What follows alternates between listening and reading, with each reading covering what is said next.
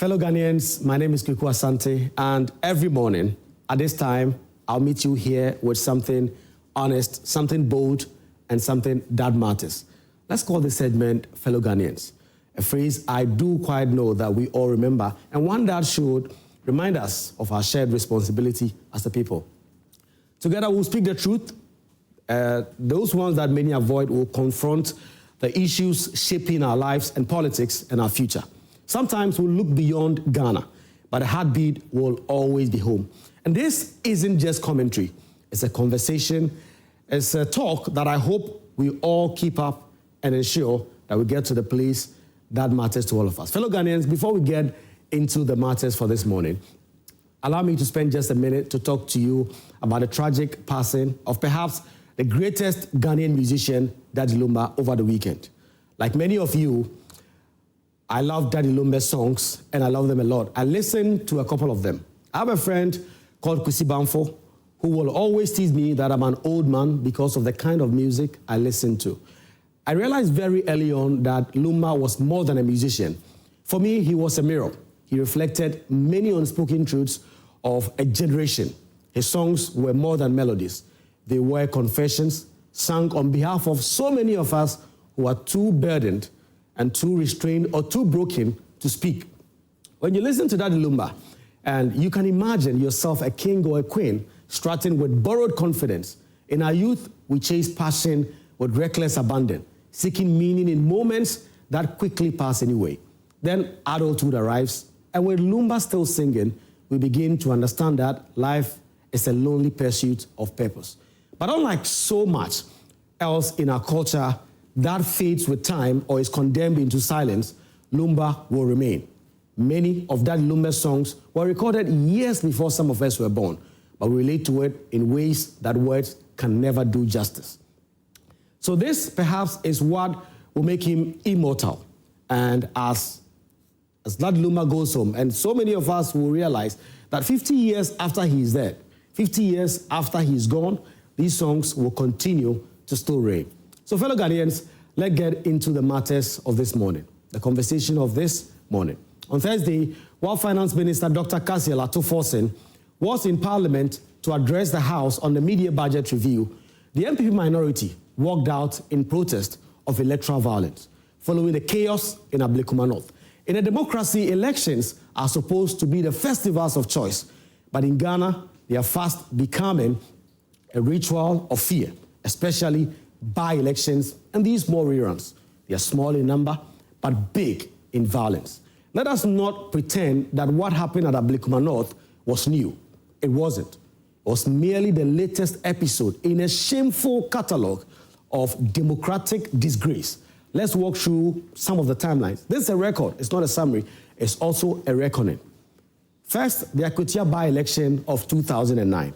This was simply supposed to be a small issue. It began with a legal tussle. The Supreme Court ordered a rerun in some polling stations. And then what followed after that parliamentary dispute was embarrassing.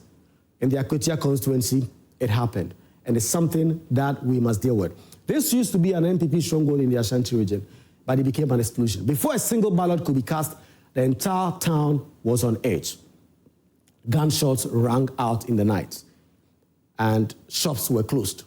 Residents fled. On voting day, a lot happened. Electoral officials were chased away. Ballot boxes were vandalized. Supporters of the two leading parties clashed openly in the streets. Military personnel had to intervene to quell the disorder. The violence was so widespread, a lot of people did speak about some of the things that were very important in those polling stations, some of which didn't open at all.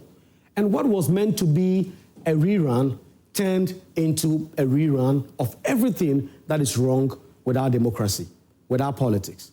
Intimidation, chaos, and impunity. Trip on the by-election then followed. The same year, 2009, when we did have a lot of these. And then in the northern region, that's where Tripon is. A seat had become vacant. A by-election was scheduled to happen. And some of these things came up. But tensions flared even before the first ballot will be cast and even before the first campaign poster went up. Supporters of rival parties clashed violently. The youth wielding machetes roamed the streets. The police and military had to be deployed in large numbers on election day. And some of these things got worse. There was a death and many injuries. Then a Tiwa by-election the following year in 2010. Fast forward to 2010 in the Tiwa constituency in the Eastern region. The Tiwa by-election happened. Violence started, and a couple of these things during the campaign, party supporters engaged in sporadic skirmishes. On election day, the polling stations turned into boxing rings. Stones, bottles, blows. One candidate was actually physically attacked.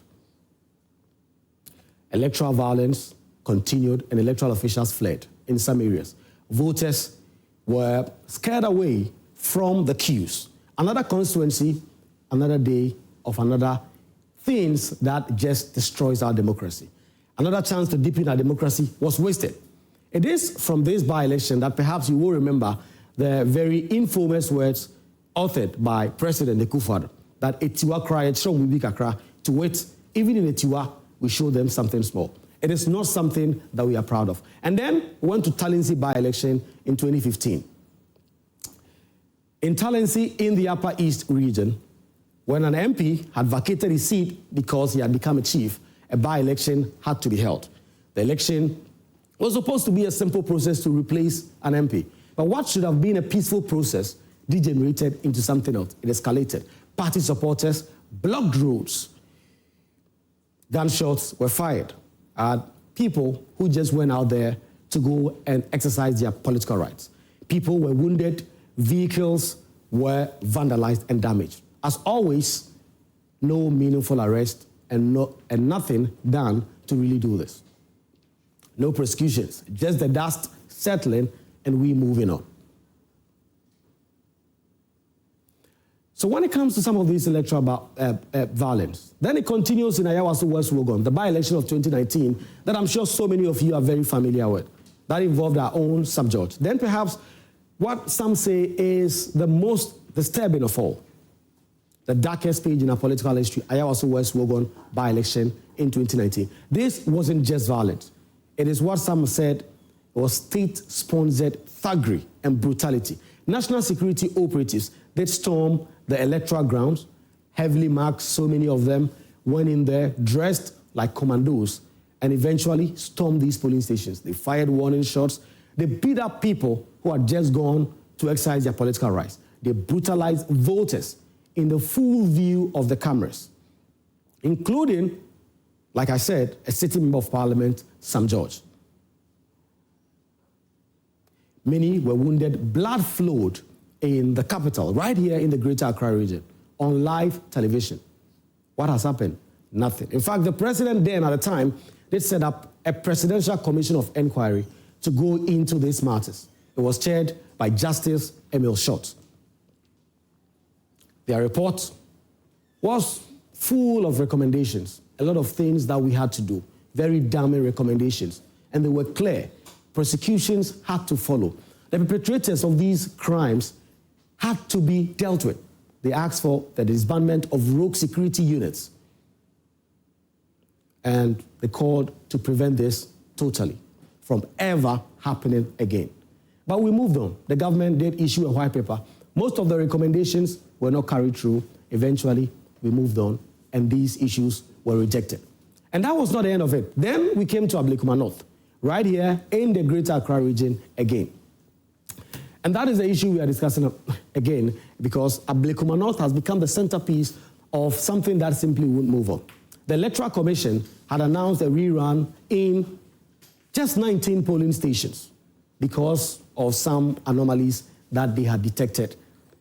And everyone expected a very simple process to go and elect the member of parliament for the constituency. And especially after the largest opposition party, the New Patriotic Party, the NPP, had said it was not going to contest as they had significant challenges with the decision of the Electoral Commission to go ahead with a rerun. What followed was not something that all of us will be proud of. It was a national embarrassment. From early in the day, party supporters stormed the place and there were a lot of really bad stuff that we all saw on our TV. We've seen it also on social media. Macho men believed to be supporters of the opposition parties and also the governing party, particularly the NDC, stormed polling stations and brutalized persons who had just gone there to either vote or to do their work. Journalists were attacked, including a colleague from this media house. And yet, the election proceeded. We've elected a member of parliament who has been sworn in, but at what cost? At what cost? Who was arrested at the time? No one. We know 2 people have now been arrested.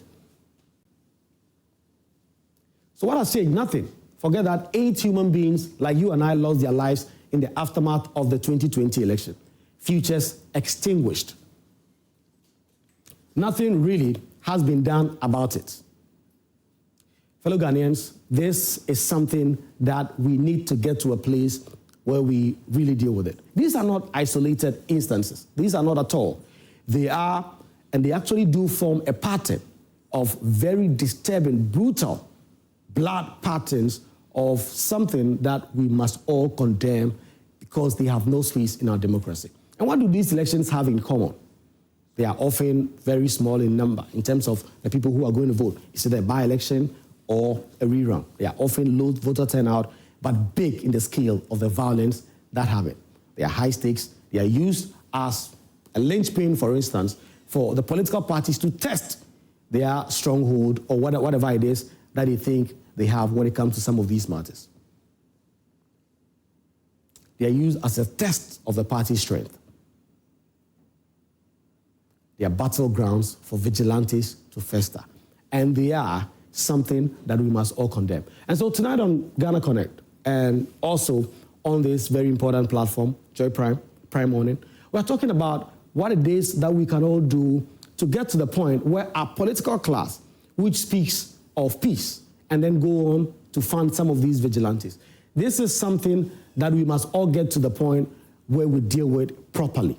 And so on this segment this morning, it is a call to ensure that this never happens again. And at some point, this must come to an end. My name is Kweku Asante. I'll see you again, same time tomorrow morning.